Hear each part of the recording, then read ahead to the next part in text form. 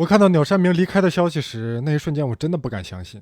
我回想起每天放学赶紧跑回家，打开电视看《龙珠》的场景，哪怕有时候只能看到波尔玛在看着下雨的窗外，也很激动。我经常感慨，这部作品是我的漫画启蒙，真的太幸运了。请问在看视频的你，《龙珠》这部作品在你的心目中是什么样的位置呢？熟悉我的朋友都知道，《龙珠》在我心目中是 No.1 的存在。毫不夸张地说，《龙珠》就是我走上漫画之路的最大原因。我身后的这个书架上也一直摆放着一颗龙珠。画稿的时候，我的办公桌上也永远摆放着龙珠的漫画。它对我画漫画的帮助是难以用语言来形容的。今天我就给大家分享一下我从鸟山明老师身上学到的一些漫画技巧。第一个就是脸部的画法。前段时间我发布的121脸部轮廓画法，其实就是从龙珠和犬夜叉之中总结的。跟我们今天常见的画法不一样的是，它在脸部的转折是比较硬的，这样一来，脸部的轮廓基本就可以概括为4条线，相比圆润的转折，对于新手来说，其实这样更好画。而龙珠五官的画法也非常有特点，主要是眉眼和鼻子。画严肃表情的时候，鸟山明经常会把眉毛和眼睛连在一起画，而眼睛也是非常独特的使用了梯形作为概括，而鼻子的画法是一个尖接一个三角形的比例。由于符号化的概括，既使得角色的脸部非常硬朗，又很适合普通的漫画爱好者去学习。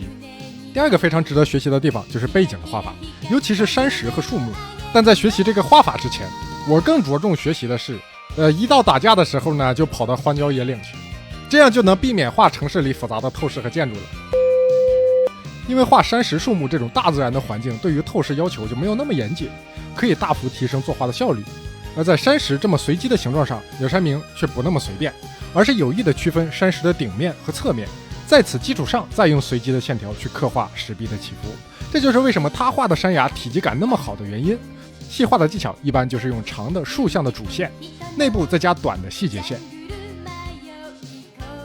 而树叶或草丛的画法，则是先概括成一团一团的小形状的组合，再用排线去填充，最后把每一团叶子的暗部加深。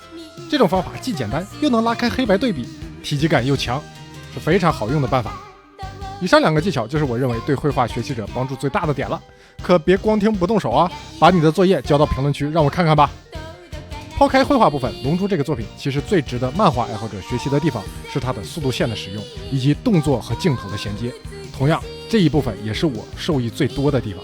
想学的同学可以打一个想学，之后我会单出视频详细讲。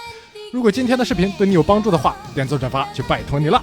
想学到更多漫画干货，可以来我的主页学漫画看大圣，帮你实现漫画梦。我们下期漫画视频再见。